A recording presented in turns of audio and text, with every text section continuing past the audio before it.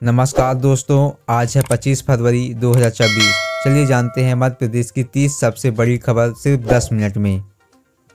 लाडली बहना योजना पर राजनीतिक बवाल। सरकार ने विधानसभा में स्पष्ट किया कि लाडली बहना योजना में नए रजिस्ट्रेशन नहीं खोले जाएंगे और मासिक सहायता 1500 से बढ़ाकर 300 रुपये करने का कोई भी प्रस्ताव पारित नहीं हुआ है। यह योजना पर अब तक 48,632 करोड़ खर्च हो चुके हैं, लेकिन अभ्यर्थियों की संख्याओं में कमी आ रही है। महिलाओं के लापता होने का बढ़ा आंकड़ा। 2020 से जनवरी 2026 तक 2.74 लाख महिलाएं और लड़कियां लापता हुई, जिनमें 68,000 से अधिक अभी भी ट्रेस नहीं हुई हैं। सरकार ने विधानसभा में यह आंकड़ा पेश किया, जो ट्रैकिंग और सुरक्षा की कमियों को दर्शाता है। दोस्तों, मुख्यमंत्री मोहन यादव ने घोषणा की है कि मध्य प्रदेश सरकार वर्ष 2026 को कृषि कल्याण वर्ष के रूप में बनाएगी। इसके तहत किसानों को आय बढ़ाने एवं फसल विविधीकरण के लिए नई नीति लागू की जाएगी। सरकार ने सरसों की खेती करने वाले किसानों के लिए भावांतर भुगतान योजना का विस्तार किया है। अब MSP न्यूनतम समर्थन मूल्य और बाजार मूल्य के अंतर की राशि सीधे किसानों के खाते में ट्रांसफर की जाएगी। बजट सत्र में पत्थरबाजी पर भारी हंगामा। मध्य प्रदेश विधानसभा के बजट सत्र के 7वें दिन पत्थरबाजी के मुद्दे पर सत्ता पक्ष और विपक्ष के बीच तीखी बहस हुई। हंगामे के कारण सदन की कार्यवाही को 10 मिनट के लिए स्थगन करना पड़ा। जबलपुर गोंदिया रेल लाइन को दोहरीकरण को मिली मंजूरी। केंद्रीय कैबिनेट में 5,236 करोड़ रुपए की लागत से गोंदिया जबलपुर रेल लाइन के दोहरीकरण को मंजूरी दे दी गई है।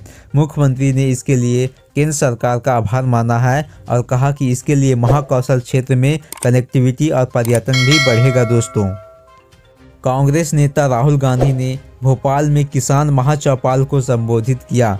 उन्होंने केंद्र और राज्य सरकार की नीतियों पर निशाना साधा और आगामी चुनाव के लिए कार्यकर्ताओं में जोश भी भरा। विधानसभा में लाडली बहना योजना के नए पंजीकरण शुरू करने की मांग को लेकर कांग्रेस विधायकों ने सरकार को घेरा। संतोषजनक उत्तर न मिलने पर विपक्ष ने सदन से वॉकआउट किया। मुख्यमंत्री मोहन यादव ने रायसेन के हलाली डैम क्षेत्र में 5 गुप्त प्राय गिद्धों को जंगल में छोड़ा। इन सभी गिद्धों पर GPS टैग लगाए गए हैं ताकि इनकी गतिविधियों की सैटेलाइट में निगरानी की जा सकती है।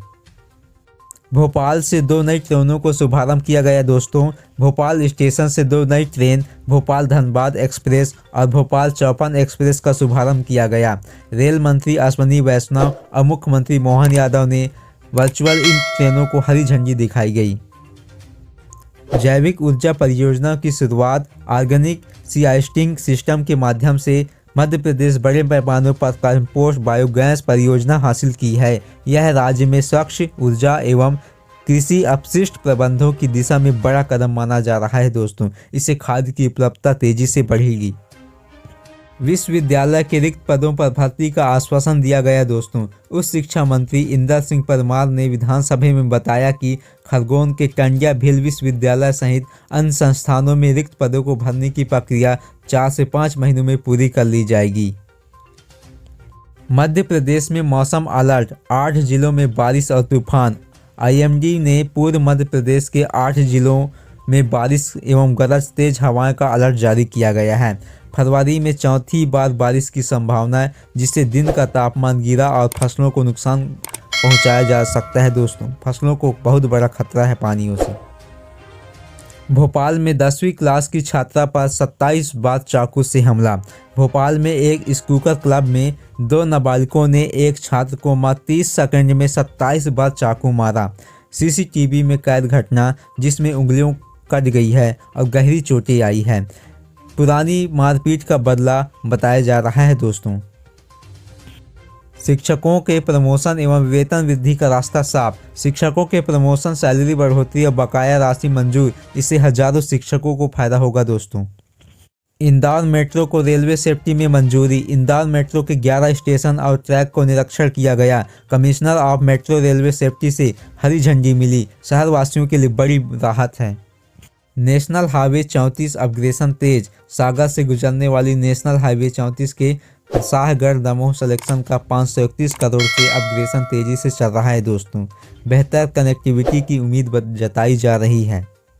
सागर जिले में बंगाली बोलने वाले प्रवासी मजदूर पर हमला। पश्चिम बंगाल का एक प्रवासी मजदूर बंगाली बोलने के कारण सागर में चाकू मारकर घायल किया गया। भाषाई हिंसा का मामला चर्चा में है दोस्तों। जबलपुर में रेलवे ओवरब्रिज का हिस्सा गिरा। 400 करोड़ की लागत वाला ओवरब्रिज NH 45 पर मरम्मत के दौरान आंशिक रूप से ढह गया। ट्रैफिक प्रभावित कोई हड़ाहट नहीं, लेकिन निर्माण गुणवत्ता पर सवाल उठे हैं दोस्तों। सतना जिले में रोजगार मेले की घोषणा की गई। विभिन्न कंपनियों भाग लेगी। प्रशासन ने युवाओं को ऑनलाइन पंजीकरण करने की अपील की गई है। खजुराहो में पर्यटन विभाग ने सांस्कृतिक कार्यक्रम आयोजित किए। देश विदेश से पर्यटकों की संख्या बढ़ रही है।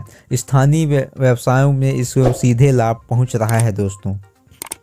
छिंदवाड़ा जिले में निःशुल्क स्वास्थ्य जांच शिविर आयोजित हुआ। विशेषज्ञ डॉक्टरों ने सैकड़ों मरीजों की जांच की और आवश्यक दवाई भी वितरित की गई दोस्तों।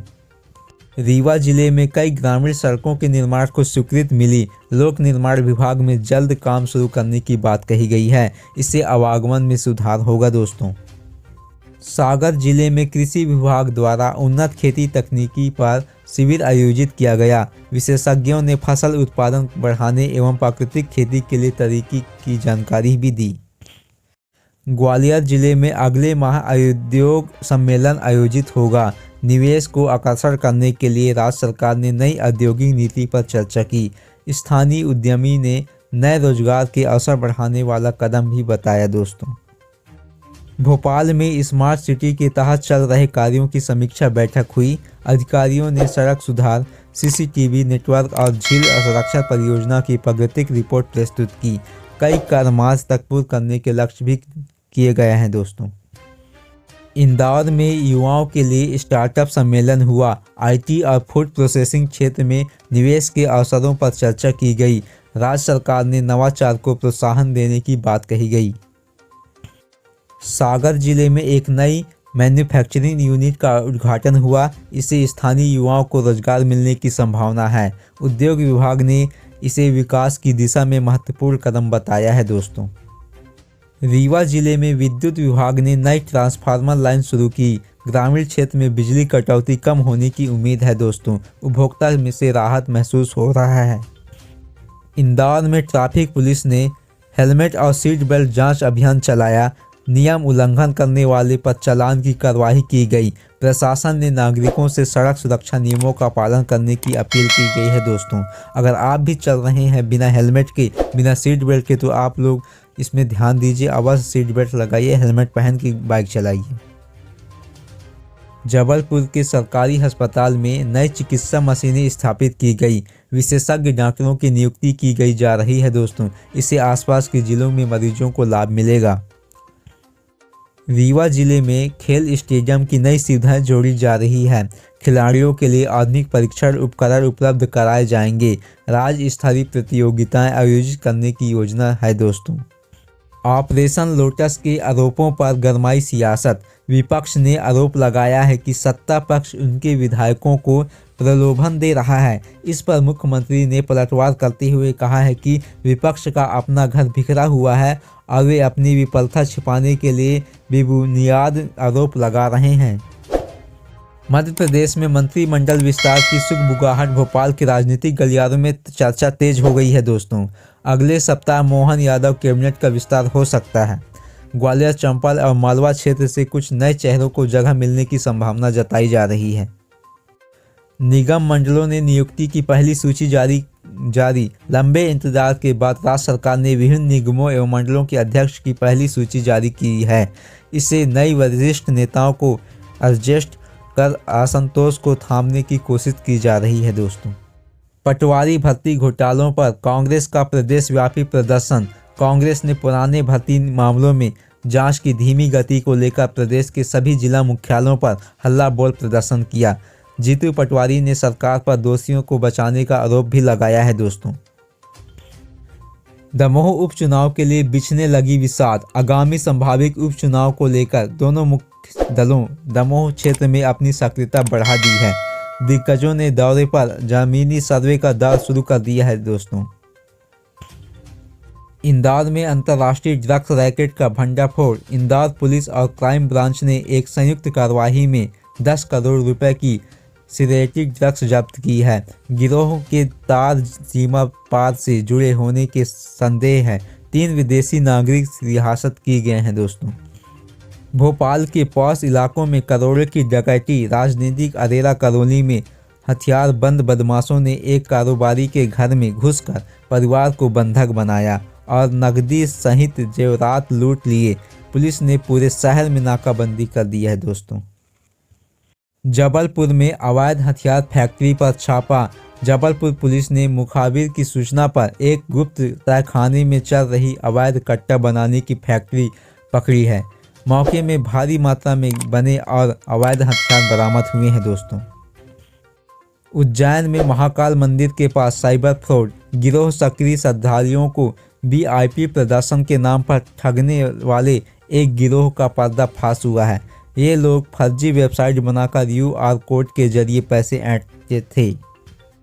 ग्वालियर में रेत माफियाओं का पुलिस टीम पर हमला। चंपाल किनारे अवैध खनन रोकने वाले वन विभाग और पुलिस की टीम पर माफियाओं ने फायरिंग की। जवाबी कार्रवाई में पुलिस ने 2 ट्रैक्टर जब्त किए। हालांकि मुख्य आरोपी फरार होने में सफल हो गए हैं दोस्तों। हमारी